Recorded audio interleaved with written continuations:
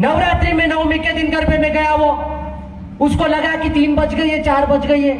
एक सवाल कर लिया उसने कि क्या भाई साहब, मैं भी गरबा देख रहा हूं लेकिन 4 बज गई यार, क्या बात है, पुलिस वाला आए नहीं आज, गरबा क्यों नहीं रुक रहा है?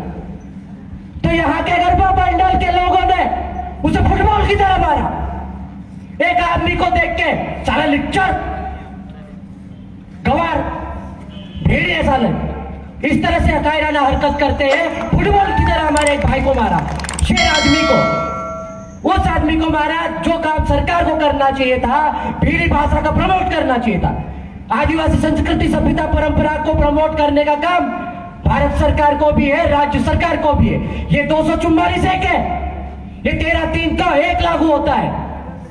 यहां पर ग्राम सभा को विधि का बल प्राप्त है, यहां की पंचायत जो बोलेगी वो सर्वोपरि है। तो 3% लोग जो इस कस्बे में बैठे हैं, जो इस कस्बे में रह रहे हैं, वो जो गैर आदिवासी है, वो 3% सब नहीं होंगे, उस गरबा पंडाल में मौजूद 3-4 लोग ही होंगे और उससे प्रभावित 50 लोग होंगे। उन्होंने हमारे पत्रकार भाई के साथ मॉब लिंचिंग जैसी घटना की। आप समझ रहे हो मॉब लिंचिंग क्या होता है? जब भीड़ आती है, एक व्यक्ति को मारती है और वो आदमी मर जाता है।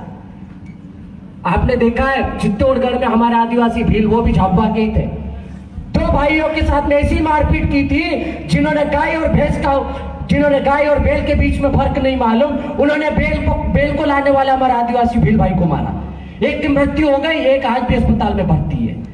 नीमच में भी ऐसी घटना हुई, सरेआम हमारे आदिवासी भील भाई को पकड़ के घसीट के पिकअप में बांध के घसीटा जाता है, 500 मीटर घसीटता जाता है। लोग वीडियो बना के उसको एंजॉय करते हैं, पुलिस प्रशासन सोता रहता है। खरगोन में पुलिस कस्टडी में हमारे आदिवासी समाज के एक युवक को बेदर्दी से, बेरहमी से इस तरह से मारा जाता है कि उसकी चमड़ी यहां से यहां पूरी छिल जाती है, उसका कुत्ता कट जाता है। साला 3rd डिग्री टॉर्चर में भी ऐसी सजा का प्रावधान नहीं है। जितना शोषण, जितना अत्याचार, जितनी मारपीट हमारे समाज के लोगों के साथ ये लोग कर रहे हैं ना, वो सही कह रहा हूं मैं, नर्क में भी हमने सुना है, स्वर्ग नर्क क्या होता पता नहीं, लेकिन वहां पर भी ऐसी सजा यातना नहीं होती। ये तालिबानी से भी बदतर लोग हैं।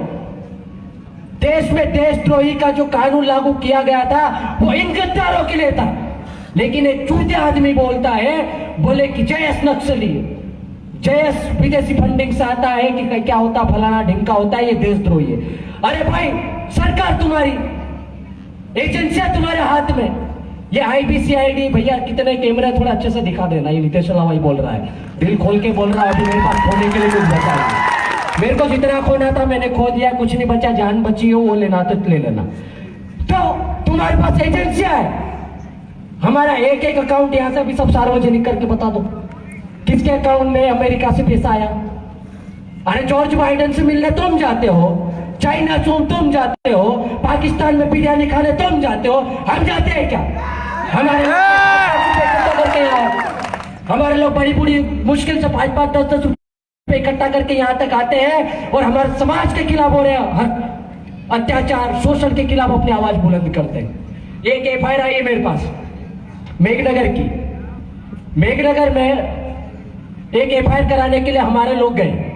रतन सिंह भूलिया भील, हमारा आदिवासी भाई, उसको मनोज प्रजापत और उसके साथी 4 जो प्रजापति समाज के, कुमार समाज के, हांडे पीटने से फुर्सत नहीं, साला हमारे आदमी को मार रहे हैं। हमारी 2 बहनों के साथ में शोषण किया उन्होंने, उनका शोषण किया। जब वो बाप गया अपनी बेटी की मजदूरी के पैसे लेने के लिए तो उसको बेरहमी से मारा। हमने वहां के DI को फोन लगाया कि भैया हमारा आदिवासी भाई है, आप एट्रोसिटीज एक्ट लगा दीजिए। तो बोले मैं दिखवाता हूं। मैं आपसे पूछना चाहता हूं, यहाँ पूरा पुलिस प्रशासन खड़ा है, जिला प्रशासन के भी खुफिया एजेंसी वाले और जिम्मेदार लोग खड़े होंगे। एक गैर आदिवासी आदमी जब सरेआम किसी आदिवासी व्यक्ति को ये जानते हुए कि ये आदिवासी है, ये भील है, ये भूरिया है, उसको सरेआम झापट मारता है, जूते से मारता है, चप्पल से मारता है, उसको घसीटता है, उसको नीचे दिखाने की कोशिश करता है। तो आप ध्यान से पढ़ लेना, अनुसूचित जाति अनुसूचित जनजाति अत्याचार निवारण अधिनियम 1989 धारा 3 और पेड़ा 1 से लेकर 10 तक गिन लो, सब में ये सारी चीजें आ जाएगी। तो आपने पढ़ाई की कि नहीं की? इसीलिए गैर आदिवासी लोग बोलते कि आदिवासियों का आरक्षण मत दो। आप लोग तत्काल एफआईआर नहीं करते। आज हमारे मुकेश भाई परमार के साथ में सार्वजनिक मारपीट हुई, आपको तत्काल एफआईआर करके उसको अंदर डालना था। उसने एक पत्रकार के साथ, लोकतंत्र के चौथे स्तंभ के साथ मारपीट ही नहीं, मारने की कोशिश की है, जान से मारने की कोशिश की है।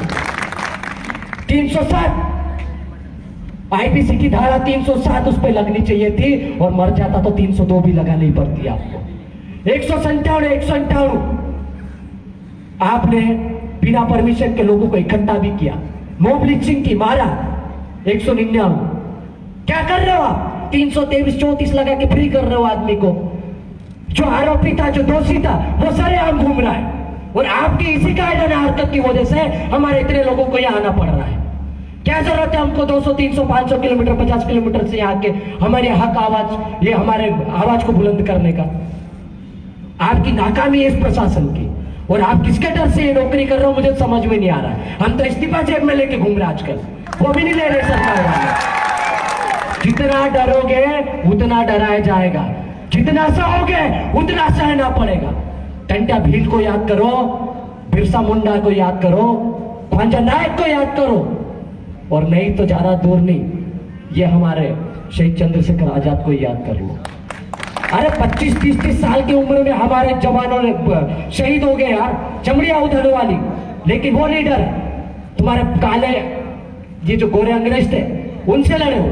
तो बंदूकों का मुकाबला तीर कमान से किया उनने, और उनके वंशज ये देखो भूखे प्यासे अभी बैठे हैं इस धरती पे, उबलती तपती धरती पे बैठे हैं। और ये ऐसा कोई नहीं कर सकता, सिर्फ आदिवासी डीएनए, आदिवासी खून ही कर सकता है, गैर आदिवासियों को संक्रमित आदमी नहीं कर सकता है।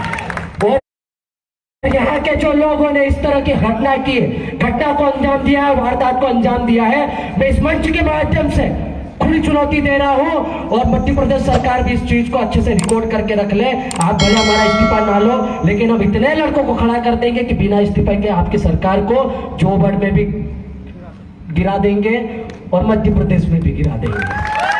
आप मजबूर कर रहे हो उनको बार बार, आप मजबूर कर रहे हो उनको बार बार लिखने और बोलने पे। भाई सरेआम मार रहे हो, क्यों नहीं बोलेंगे यार? हमारी बहनों को 10-10 फीट के गहरे गड्ढे में गाड़ देते हो, यूरिया डालते हो, नमक डालते हो, इसलिए गाड़ देते हो ताकि उनके अवशेष ही खत्म हो जाए। एक बलात्कार का आरोपी सरेआम घूमता है गैर आदिवासी, लेकिन हमारा व्यक्ति यदि कोई बेरोजगार युवा एक जरा सी टिप्पणी भी कर दे भावनात्मक रूप से, तो 151 में उसको 4 दिन के लिए अंदर डालते हैं। ये कौन सा न्याय है भाई? कौन से कानून का पालन कर रहे हो तुम? और यही सवाल पूछता आज का युवा।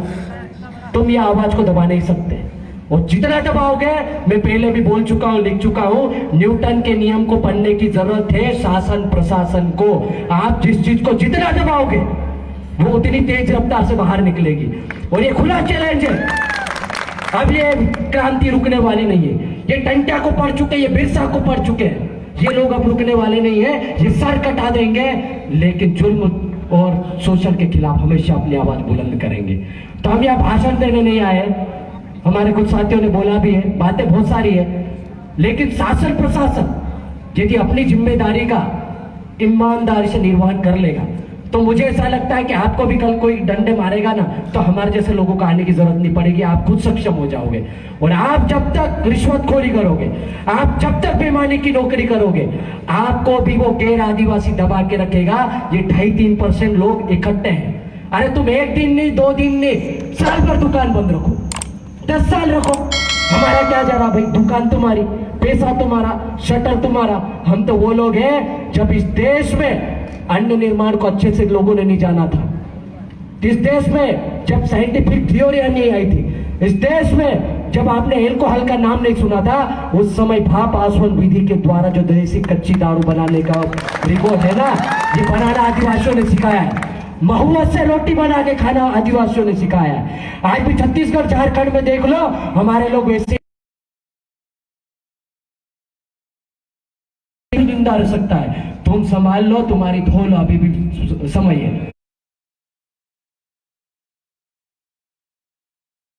नहीं तो तुम्हारे पास ये अन्न नहीं आएगा, जल नहीं आएगा, तो फिर तुम कहाँ जाओगे? 5वीं अनुसूची अमल करने की जरूरत नहीं है। हम जब हमारे घर में ही हमारे लोगों को रोक लेंगे ना, तो 5वीं अनुसूची ऐसे ही अमल हो जाएगी और आपकी रोजी रोटी बंद हो जाएगी। तब हमारे घर में मत आना हाथ पैर जोड़ के कि भैया ए भैया बोलो बासे का जो समझा लेने एक कट्टू गऊ आप दो, मौके आप दो, ये नहीं चलेगा। फिर तुमको मौका भी नहीं मिलेगा। गेहूं चावल तो बहुत दूर की बात है, इसलिए मजबूर ना करें। बस ये मैसेज था, अगली बार से ऐसी कोई गलती होगी तो हम लोग ये कहने नहीं आए, बता भी सकते हैं। हम लोग सिर्फ प्रदर्शन करना हमारा उद्देश्य नहीं होता, हम आगाह करने के लिए आते हैं कि भविष्य में ऐसी घटनाएं ना हो, भविष्य में ऐसी गलती कोई आदमी ना करे, ताकि हमारे आदिवासियों के खिलाफ इस तरह की घटना हमारे संज्ञान में आए। बस यही मैसेज था। बाकी आप सभी साथी खड़े रहे, हम लोग शासन प्रशासन से बात करेंगे, उन्होंने कौन कौन सी कार्रवाई करी, यदि वो जो दोषी है वो अभी तक अंदर नहीं है तो क्यों नहीं है, किनका संरक्षण प्राप्त है और क्यों नहीं आने दे रहे हैं, उन पे सब पे चर्चा होगी। और ये भले बराड़ापुर बंद रखे, एक दिन नहीं महीने भर रखे, हमको मतलब नहीं, लेकिन यदि दोषियों को अंदर नहीं डाला तो फिर